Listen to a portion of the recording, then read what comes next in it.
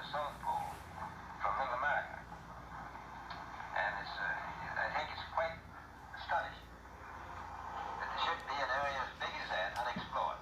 There's a lot of adventure left down at the bottom. Sabemos sobre a expedição do Almirante Byrd no 46º automotivo no início da primavera de 1947 para o Polo Sul.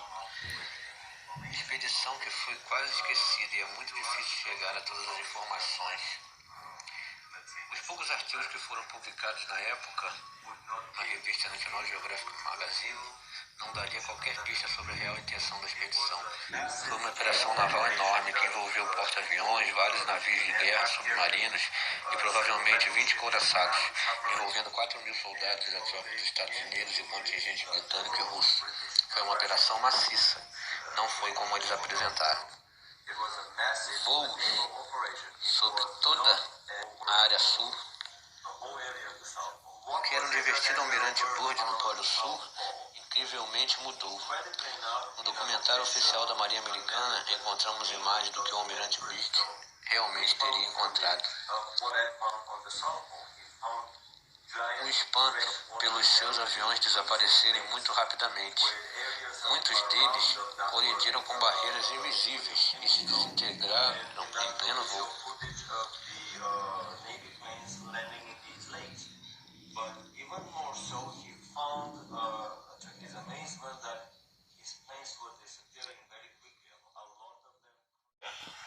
I want to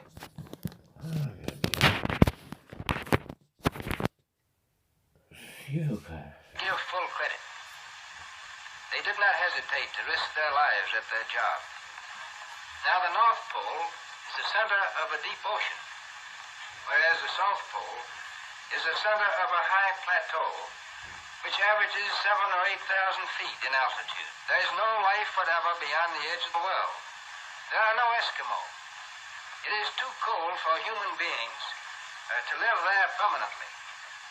When we left on this expedition, we were, to put it very mildly, extremely anxious to find out if it existed. Here's our supply ship, the Rupert, just a big unprotected iron ship of 8,000 tons. Here is our icebreaker, the Bear, which we took as a protection for the personnel of the Rupert, and also to use exploring in dangerous ice areas. We took with us this time 150 Eskimo dogs, and more than 14,000 different kinds of items for 2 years away from civilization, where there were no supply depots around the corner. Day followed day, week followed week, as we penetrated the great Pacific. We headed straight south, and here we have an ordinary unprotected iron ship, sailing in seas no ship had ever been in before since the world began. It wasn't that we were any better than our predecessors. We simply had a more open ice here. We bucked the ice till we were finally stopped by an impossible pack. Impossible, at least, for the Rupert. But we wanted to see what was beyond the horizon. That's what we came for. And for that purpose, we had another string to our bow, aviation. We retreated a few miles and managed to find an open lake in the ice field. So we proceeded to put the plane overboard. We had to execute this maneuver as rapidly as possible, because we knew that under the influence of the wind and the tide, the fields would soon close in around the ship again. In fact, the ice is already beginning to close in. Our plan was to go south with our steamer until we were stopped by ice, and to take up the attack on the unknown with aviation. And now at last we are going to find out what was in the southern part of this mysterious part of the world. For after battling the bad weather, here we are 240 miles within it.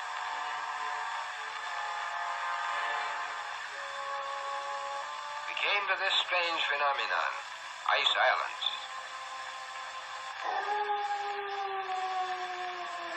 This was a strange and weird sea, steaming through what giants were guarding.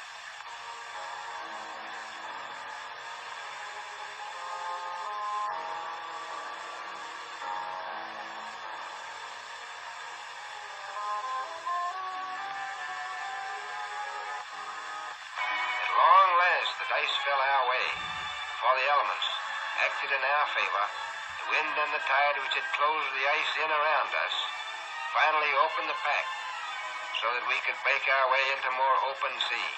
We had added nearly 500,000 square miles to the Pacific Ocean. And here is our journey's end. At length we sighted that great natural phenomenon, the ice barrier.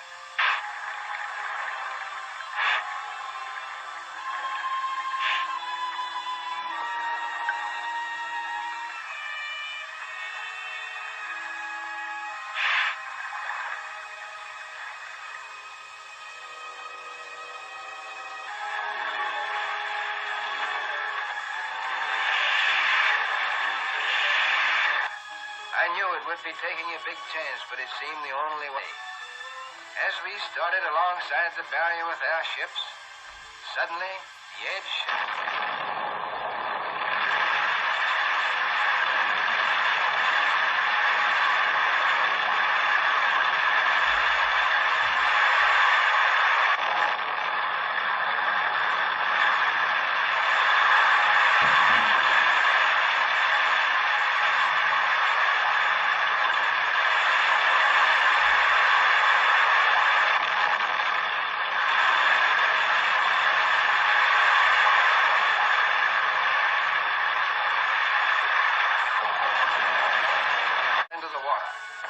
Kept the men on watch with their life preserver on line as a safeguard for the men working on the edge of the ice. We were working against time to finish unloading before the fall freeze-up, when the ships would have to return to civilization. You can see what a tough job we had to transport 400 tons of material through this area. The bay ice was constantly shifting and cracking, and pressure ridges were being formed as we worked by the irresistible force of the slowly moving ice cap. I have never seen men work so hard. With 24 hours of daylight, they could and often did work the clock around without stopping. We call this period the White Nightmare, and a nightmare it was. The hardest work of all was this man-hauling of sleds, which we had to do in order to get unloaded into Eskimo Huskies, still the backbone of polar exploration. They can go where no tractor could ever go. You can't do without them. The Rupert must go back to civilization, because the bay would soon freeze, and she couldn't stand the ice. Now, the only person out of 150 men to get sick to get another doctor. For I pledged myself not to risk men for a year on the ice without medical care. There would be anxiety over the bear.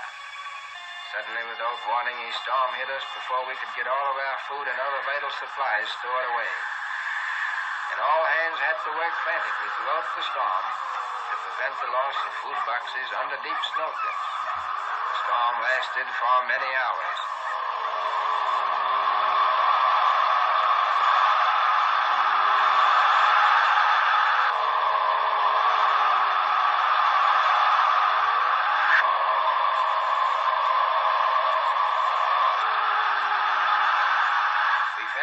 Chilly, working in the wind.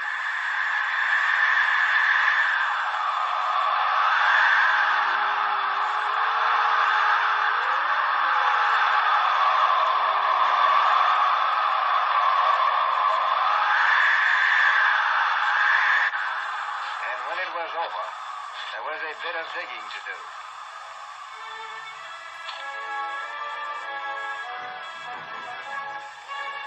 Here is the original commando.